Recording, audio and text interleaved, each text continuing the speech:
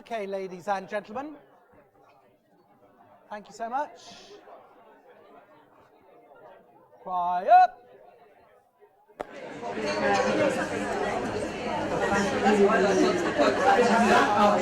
a pretty splendid lunch. It's our very great pleasure to welcome this man, whose book you've all read, I suspect. We quoted from the book this morning. We even said some quite nice things about you, Adam. So thank you very much for coming. I am just going to confess to a little anti-Adam K moment that I had just a few weeks ago, because I have 3 children and my wife's a doctor, and we have always told our children just how awful it was being a junior hospital doctor. When I worked down in Plymouth, I did endless years of 1 and 2s, and I was constantly knackered. And we told our kids about this on many occasions, and there's always a, yeah, whatever, Dad, whatever. But the other day, we were down in Centre Parks. We hired a couple of chalets, we took all our kids and husbands, wives and grandchildren, and had a fantastic time in Centre Parks. But one evening, we were just chatting, and it turns out my 3 kids had all read your book, and they just started talking about, oh, it must be dreadful to be a junior hospital doctor and how hard they have to work. So somehow you managed to get the message across to them when I totally failed. I was quite a hat off. It's a great pleasure to have you here, Adam. Thank you so much.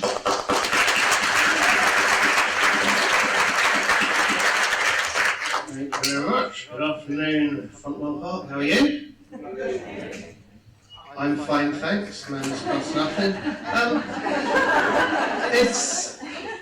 It's interesting, the idea of putting people off medicine, because the only people who are realistic about what a medical career involves to prospective medical students are working doctors. The rest of the setup is to tell everyone, oh, amazing, you know, I've got a place at medical school, oh, brilliant, how amazing. And it is amazing.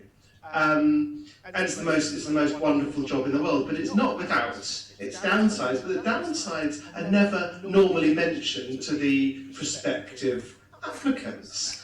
And when you apply to medical school, there's no checks and balances to see that you're going to be the right sort of person to be a doctor. If you want to be a pilot, they'll make you, go through psychological testing, and if you want to be a train driver, they'll make you speak to a psychologist to ask the question, how are you going to cope if the worst happens, someone jumps in front of your train? If you want to go on Big Brother, they'll make you speak to a psychologist. If you want to be a doctor, there's none of that. And it's very curious, because medical application is based on 2 things. First of all, academic prowess. They expect everyone to have a big load of A's at A-level, which I think a lot of us can agree that the best doctors are not always the cleverest doctors, and vice versa. And the other thing they're based on is extracurricular activities. So there's a weird surrogate measure of how you're going to be as a doctor. So, if you go into a medical school and throw a rock into a lecture theatre, you'll hit any number of grade 8 pianos and grade 8 cellos and captains of the rugby team and cricket team and lacrosse team and all that. And it's always been the same throughout history. If you look at the Wikipedia entry of any famous doctor, so he proved himself an accomplished rugby player in youth leagues, he excelled as a distance runner, and in his final year at school was vice captain of the athletics team. And that's Harold Shipman, so it's not a totally rock-solid system. And I'm a huge advocate about being really honest about what the job involves. And I think this book should be mandatory reading for anyone who wants to consider medicine as a career. And I don't just say that for financial reasons. I think it's really important to do the job with your eyes wide open. And when I was applying to medical school, there was no such book. And through medical school, there's never any talk about bad days at work. There's no concept of how to cope, and I think that's something that's a bit missing. But anyway, that isn't why I wrote the book. These were diaries that I wrote at the time I was working as a doctor, contemporaneous diaries. And I never thought they'd see the light of day ever, just sort of, I guess in retrospect, they were quite clearly my therapy, in the lack of anyone advising me on how to deal with the bad stuff. I found my own way, which was looking for the light amongst the dark. And for me, that was writing down silly stories, gross stories, funny stories. But they have now seen the light of day. And I'll talk a bit more about that later. I just want to lower the tone a bit, really, by reading out some diary entries. So this is from when I was a house officer, which is you work in general practice, which just reminds you of the hospital side of things. That's the lowest rung of the ladder. It basically involves getting shouted at for 16 hours a day and being splashed with bodily fluids. Not even the fun kind.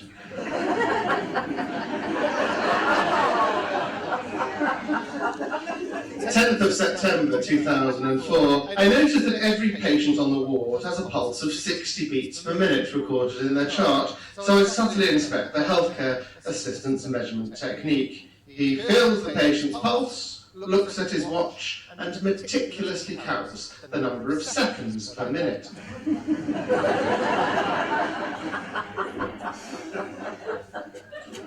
Okay, let's test the water a bit. This is about what's known as a degloving injury. So for the people who didn't just go, a degloving injury is a traumatic injury where the skin and associated blood vessels are torn from the underlying structure. So like a motorcyclist flies on their bike and their hands drag along the ground. Degloving. Oh. Patient WM is 18 and was out celebrating with friends after receiving his A-level results, 3 Cs. After chucking out time, he found himself dancing on the roof of a bus shelter, then decided to get back to ground level using a neighbouring lamppost as a fireman's pole.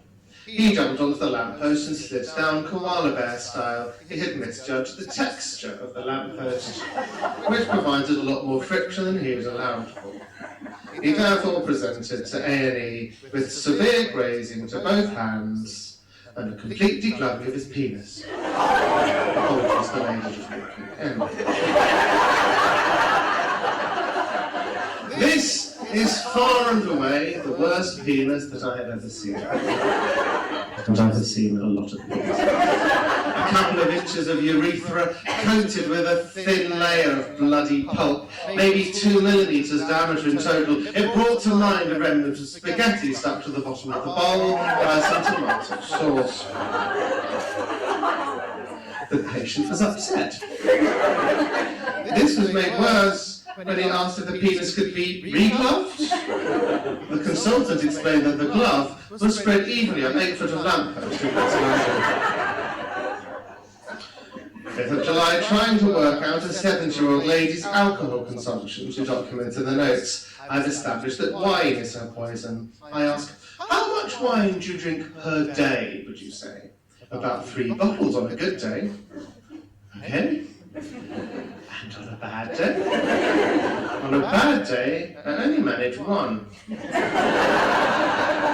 So, these are diaries I wrote down, and then I eventually left medicine, sorry I've ruined the ending. I left medicine, and I didn't really think about them again. I'd occasionally dig them out of a filing cabinet to upset guests at dinner parties and so on, but I thought that was the end of them. And then, you'll remember, a couple of years ago, the government came for the junior doctors, and they imposed a new contract on them, which resulted in the doctors striking. And the government's line, and the government's lie, was that doctors were striking because they were being greedy, so it was about money, which obviously wasn't the case. It was about working conditions, which means patient safety, which means the best interest of the patient. But the doctors weren't getting their side of the story across. Politicians have a very loud voice. The junior doctors had a very, very weak voice, and I'm afraid the junior doctors' effort from the BMA at the time, wasn't good enough, and the message didn't get out. And I thought, what could I do as a person who knows what it's like, who knew this was wrong, and is now outside this? What could I do to help the next time? And I thought, if people knew actually what the day-to-day of the job actually was, it would be very difficult to believe that line. And so I tricked a publisher into printing all of these diaries, and I've majored on the funny stuff because I wanted people to buy it and to read about the stuff that was less funny. if I'd have called it a harrowing polemic about the loss of Virginia Doctor, it probably would have sold about 9 copies. But it's a slight confidence trick, this book, to lure people in with the funny and the gross, and hopefully give them a bit of an understanding about what it actually means to be a doctor. And so my career as a doctor was spent in obstetrics and gynecology, or brats and twats, as it is known. I thought a lot about why I chose obs and gynae. I didn't even really think particularly much about being a doctor in the first place. I guess it was like the default setting for what I was going to do. I'm from a family of doctors. I was just chatting to Richard before, his old mate of my dad's, and I was at the sort of school that churned out lots of doctors. If I didn't come up with an alternative, I think that was the line I was always going to go down, which is what happened. And then when it came to choosing a specialty, in none of my attachments in the various corners of the hospital, and I thought, this is it, ophthalmology, or whatever. And so I sort of looked at it slightly logically that obs and gynae was the easiest. Because on labour ward, you only have to learn how to do 4 things, which is caesarean section, von Tus extraction, forceps, salatoms, and then sewing it all back afterwards. Obviously, the obstetricians will claim there's slightly more to it than that. You have to know when to do each of your 4 tricks. But basically, I thought in the absence of being obsessed with everything, I would do something that I thought was within my technical capabilities. And so obs and gynae it was. This is from the 19th of September 2005. First von Tus extraction. I suddenly feel like an obstetrician. It's a pretty notional job title until you can, actually extract a baby. My registrar, Lily, talks me through it gently, but I do it all myself and it feels great. Congratulations, you did amazingly well there, says Lily. Thank you, I reply, then realise she's actually talking to the mother.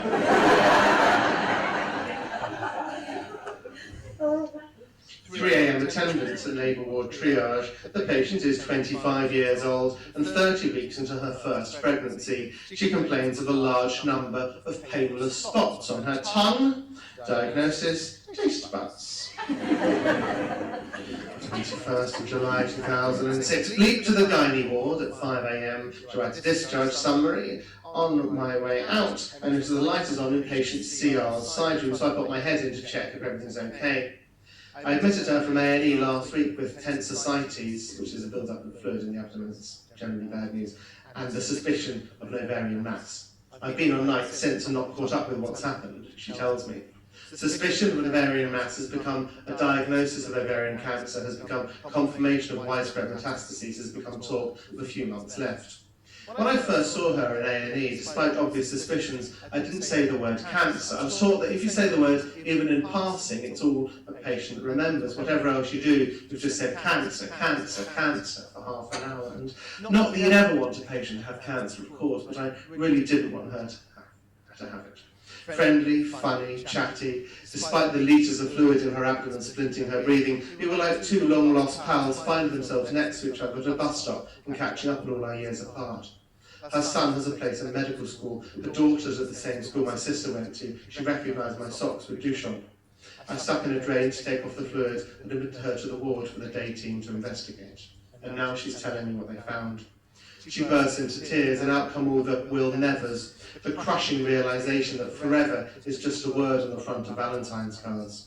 Her son will qualify for medical school, she won't be there. Her daughter will get married, she won't be able to help with the table plan or throw confetti. She'll never meet her grandchildren. Her husband will never get over it.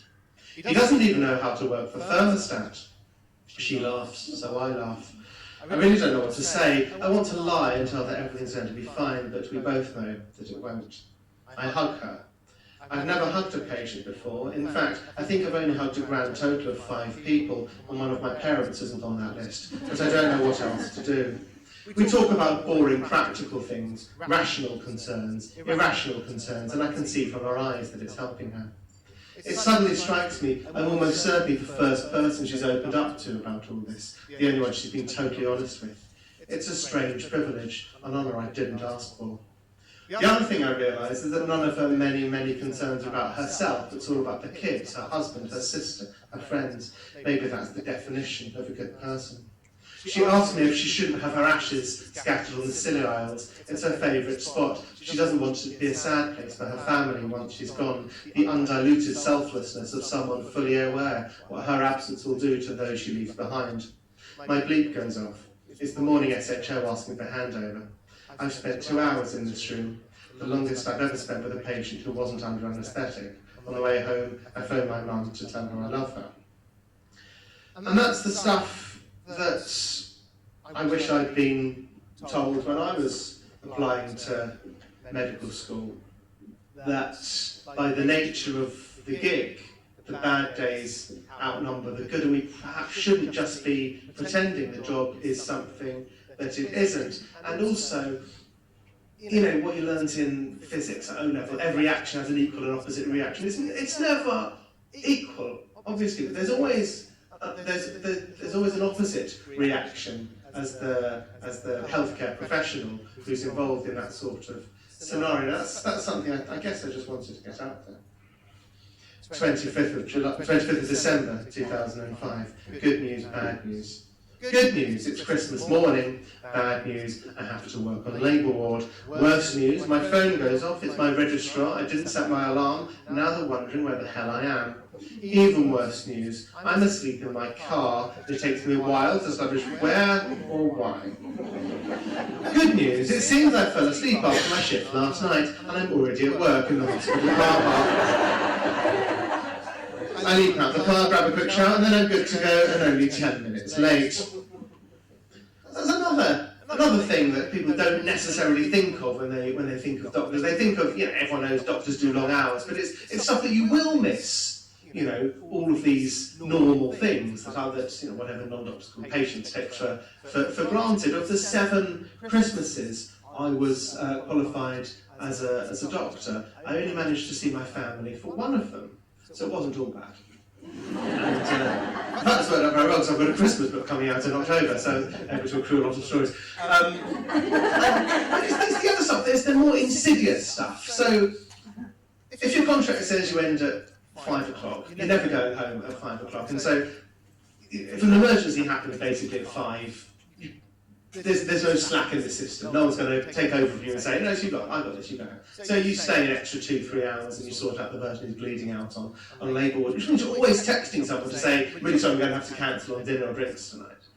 And because this happens a lot, it means that you're texting the same person repeatedly to cancel them. By the time you've texted the same friend to cancel the 3rd time in a row, you've become the flaky friend, and they stop inviting you to things. And so within not even years, months, your social circle just contracts. That's a weird thing. Other things like you move hospital once a year, and you know it makes sense. The idea behind it, you work in some big hospitals, some little ones, some experts in this, some experts in that, so you become the best version of yourself as a doctor. The problem is the areas you're scattered around are quite big. What dean are you in here? KSS. So Kent, Surrey and Sussex. That sounds like a quite difficult area to find a flat that's convenient for all of it. Another one, Scotland, another very big area. So unless you exist in a vacuum, it means you have to say to your other half, do you mind if we move 80 miles away? And they might say yes once, they're not going to say yes 8 years in a row. And the day doctors move is known as Black Wednesday. It's Black Wednesday and I've started at St Agatha's. Oh yeah, when I was putting this book together, they made me change all the names and dates and places, so no one went to prison. And I spent a full day Googling the names of saints who didn't have any UK hospitals named after them. I don't know what St Agatha did wrong, but she doesn't get a hospital. This one's St Mary's in Paddington. It's Black Wednesday and I've started at St Agatha's. It is established fact that death rates go up on Black Wednesday. Knowing this really takes the pressure off, so I'm not trying very hard.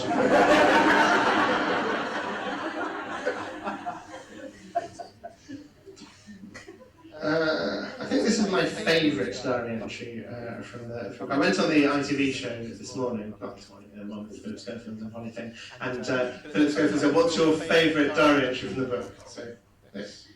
It's the 29th of February 2008. Special occasions call for patients to insert special types of objects into their vaginas and recta. Christmas in particular has rewarded me very well with a stuffed fairy, a swollen vulva from a mistletoe contact allergy, and vaginal burns from patients stuffing a string of lights inside and switching them on. Which brings new meaning to the phrase, I put the Christmas lights up myself.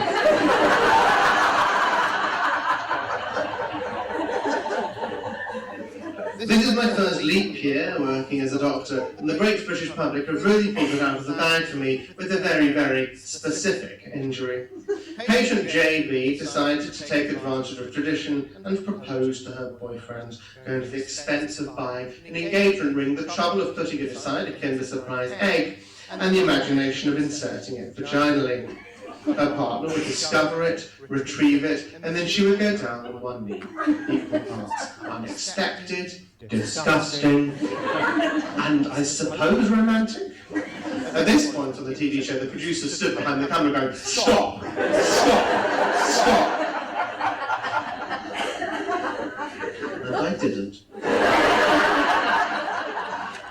Unfortunately, the boyfriend was unable to retrieve it as planned, and had rotated itself lengthwise, and no amount of sugarling from either of them could get this particular goose to lay its golden egg.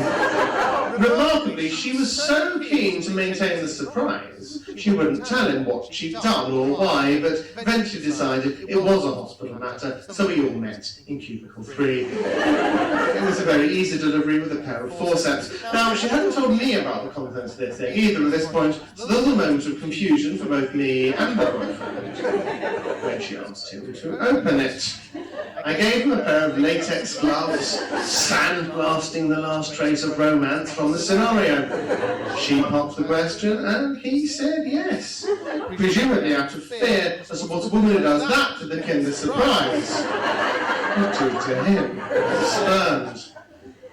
So at this point, I'm a senior registrar, which is one click below consultant. It means that I'll be the most senior person out and about, so evenings, weekends, nights. More responsibility comes with more money. At this point, I'm earning so much money, I can buy any sandwich without even looking at the price first.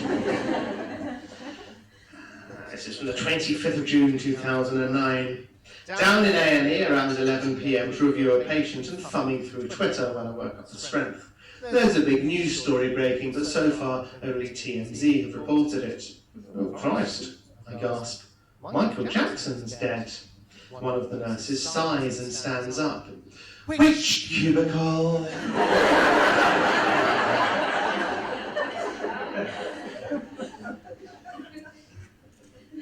2nd of December 2010, spending a sunny Sunday afternoon on labour ward with an excellent SHO. She asked me to review the CTG, that's baby's heart tracing, for a patient, and I agree with her assessment that the patient needs an urgent caesarean section for fetal distress. They're a lovely couple, recently married, it's their first baby, and they understand the situation. The SHO asks if she can perform the caesarean while I assist. In theatre, the SHO goes through the layers: skin, fat, muscle, peritoneum 1, peritoneum 2, uterus. After the uterine incision, instead of the amniotic fluid, blood comes out, a lot of blood. There has been an abruption, which means the placenta's come away. I stay calm and ask the SHO to deliver the baby. She says she can't, there's something in the way. I take over the operation, the placenta is in the way. The patient has an undiagnosed placenta previa. This should have been noticed on scans. She should have never been allowed to go into labour. I deliver the placenta, then deliver the baby. The baby is clearly dead. Paediatricians attempt resuscitation with no success. The patient's bleeding heavily from the uterus, 1 litre, 2 litres. My stitches have no effect, drugs have no effect. I call for the consultant to come in urgently from home. The patient's now under general anaesthetic, receiving emergency blood transfusions, blood loss 5 litres. I try a brace suture, which is a big stitch to squeeze the wound like a pair of braces. No luck. I'm squeezing the uterus as hard as I can with both of my hands. It's the only thing that stops the bleeding. My consultant arrives, attempts a second brace suture. It doesn't work. I can see the panic in her eyes. The anaesthetist is telling us he can't get fluids into the patient fast enough to replace what she's losing, and we're risking organ damage. My consultant calls another colleague. He's not on duty, but he's the best surgeon any of us can think of. We take it in turn, squeezing the uterus until he arrives. He performs a hysterectomy. The bleeding is finally under control. 12 litres. The patient goes to intensive care, and I'm warned to expect the worst. my consultant talks to the husband, I start to write out my operation notes, but instead just cry for an hour. And that's the last diary that I wrote down, and I must have read it out 300-400 times by now. It's still not a particularly easy thing to say out loud. Everyone at the hospital was very nice to me, very kind to me, explained that it wasn't my fault, I couldn't have done everything differently. You just have to somehow deal with it and move on. It was like I said I'd sprained my ankle. Oh no, that's awful, you're all right. But obviously you can do a clinic in the morning, right? Because who else is going to do it? There's not enough slack that you can go home when you're meant to go home. Of course there's not enough slack. They can say, maybe you need a couple of weeks off. And compounding this, and this is the dangerous thing, is the culture amongst medics that says, you're a bloody doctor and you bloody get on with it. Stiff upper lip, stiff drink, on your march. And I did go back to work the next day, and I was a pretty useless doctor, and I couldn't switch off at home either. Well, I wasn't totally convinced I wanted to be the kind of person who could just switch their thoughts off and put them away in a box, because you can do that, sure, but the box will still open. You just don't have any control about when it does open. And the people who knew what had happened, who'd been on that ward at that time, wanting to reassure me, would say that, you know, if you're the most senior obstetrician on a ward, you will have a big disaster every 5 or 6 years. And it's not about how hard you train, or how good you are, or how many, you know, hours you put on, the number of postgraduate qualifications you accrue. It's just the tragic fact that sometimes there are the cases where you don't get the outcome that you want, that you do the job for. And that made me realise the opposite of what that was. That made me realise I couldn't face that kind of thing ever happening to me ever again, let alone twice a decade. So about a month after that incident, I quit medicine. Because I don't have the right density of material. I'm not thick enough arm or whatever it is to do the job. Because in the absence of anyone talking through the nature of the job, good and bad, I didn't have a chance to think about it logically. Because every medical specialty, whatever it is a sine wave. You've got the height of the highs and the depth of the lows. And the higher the highs, the lower the lows. Obstetrics, you end up with twice the number of patients you start with, which is a great batting average, which makes it the most rewarding specialty. But when the days go wrong, they go so very wrong. There are flatter sine waves. You know, I think general practice is that much flatter. You know, it's not an easy job. No one claimed that in a million years. But you know, you get to sit down, and on a good day, you know, no one bleeds out 12 litres in front of you, and there are the ones that are far easier, like dermatology or something, derma holiday. You know, so that's practically flat, but it's still not flat, because if you say that's just a mole, off you go, and you've sent someone home with their basal cell carcinoma or malignant melanoma, you have killed your patient. But I didn't think about it enough, because I don't think we're honest enough about it. And there are two things we need to do. First thing is we need to address our recruitment, and we need to be dead honest. We need to make sure that people are going to the job knowing what it is. And then during medical school, we need to teach the concept of coping. And resilience is being talked about, and that's the wrong word, because that implies you have to deal with any amount of anything that's thrown at you, and it's, you know, you're responsible for the failures of the system. It's not that. But there are objective things that you can teach people about how to cope, and it's all obvious stuff, and there's all evidence for it. It's talking to people. It's taking time out. There's evidence for mindfulness. There's evidence for religion, if that's your bag. There's evidence for tea, even. But we need to tell people to have something in their armoury, because there are bad days, and we can't pretend that there aren't. And the other thing, you know, all the doctors in this room, when I read out that diary entry, will have most likely thought back to their own bad days at work, because you can't be a doctor and not have them, and then you can't ever forget about them, because you're also human. And I'm pretty sure most of the doctors in this room have never actually talked to people really about those bad days. And I know this because at least once a week I'll get an email from a senior consultant, a retired professor, a head of a department, you know, a senior GP, and it'll always start the same way. I've never told anyone this, but. I've never told anyone this, but and they'll tell me some awful, tragic story, often from decades previously, that still haunts them at the bottom of their beds every night, and they haven't told their friends, and they've not told their family, they've not told their colleagues, they've not told their partners, and they're telling me, a total stranger who's just stuck their head above the parapet. I was the same. I didn't tell my parents. My parents didn't know until 18 months ago when my book first came out. And they knew I'd left medicine, obviously, they didn't know why. And I didn't even send them a free copy, they had to buy it. Which is actually true, because even the process of posting off a book myself would have been slightly too close to doing the thing that you're not meant to do. So, you do an amazing job, doctors, but you're not special, I'm afraid. You're not superhuman. You did just randomly tick, probably at the age of 16, without a huge amount of thought, medicine on a UCAS form. You could have ticked architecture or law or any of the other things your grades would have got you into. You do still have the same frailties and fallibilities, and you just need to remember that, and you need to look after your junior colleagues, and I suspect you're a huge amount better at that in primary care than in the hospital environment. But just for them to know, just the fact you invite them round to your house, 3 times a year for a bowl of pasta, to become the person who isn't just their boss and their supervisor, but someone who they can open up to. Do you honestly think that every single one of your trainees, could really come to you if they were in that sort of pickle? And hopefully they do, but just make sure that's the case. But your colleagues as well, they have the bad days like you do, and you can be honest with them, and they can be honest with you, and it's okay to be sad. That's allowed. You're allowed to cry at work. You're humans. It's fine.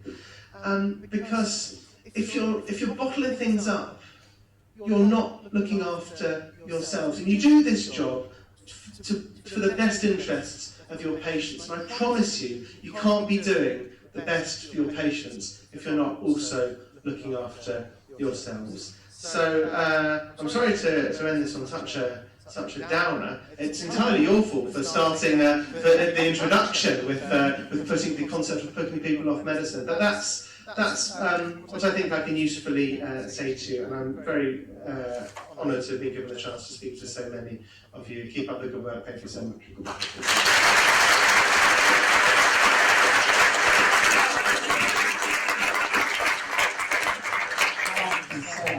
For a funny talk, but such a moving talk to you. Star, absolute star.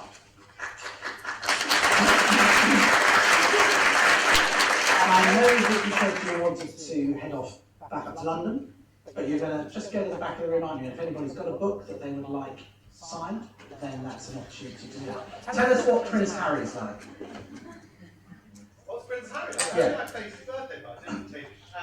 I had to sign a big vellum document saying I wasn't allowed to send. Oh, come on. It's actually really nice. I'm not a fan of the royals, but they're really good at. They've got weapons grade chit chat because it's all they do. That's their specialty. That's their subspecialty. So you spend 3 minutes with them and they ask all the right questions. And you feel like you spent half an hour with them. And afterwards I was like, yeah, God save the Queen.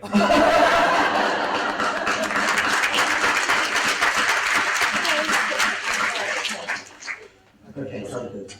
Pop that next slide up for me, if you would, Craig. So, the long and short is that we're moving into the bit of the conference where we're going to have some workshops. Quite often when I go to meetings, there are loads and loads of workshops that I don't want to go to, and loads that I do want to go to, and loads I want to go to all happening at the same time. But that's not the case here, because we've made life really easy for you. There are just 2 workshops, and you have an opportunity to go to both of them. And as I understand it, it's sort of along these lines. One of them is about working with digital, being very modern and very high-tech, and using clever IT stuff. And then the other is about working with people, which takes in the whole sort of Myers-Briggs thing. CCG went through a big Myers-Briggs phase, and I have to say, I quite benefited from it. I thought it was really good. So I very much hope that you do enjoy those 2 meetings, which are sort of happening down there. There are people who will send you on your way. Well, come to first. Oh, that's very good. We're also just going to do something else before that, which I hope you think is appropriate. Great. So we're just conscious of the fact that all these D-Day celebrations are going on, 75th anniversary. This fantastic new monument's being unveiled this morning by Mrs. Mayor President Macron over on the Normandy beaches. We just think it'd be nice to have a moment of silence, just to remember the people who died. Can I tell you that my mother was married to a man called John Hayes, who died in Normandy after they'd been married for 6 weeks. And then she met another man who was my dad, and she married him, and I was born. A very curious sort of thing, and the long and short is, if John Hayes had not died, I wouldn't be here. So I'm a little bit uneasy about the whole thing. Here we go, let's just have a minute or so where we just sit in silence and remember those heroes. Thank you.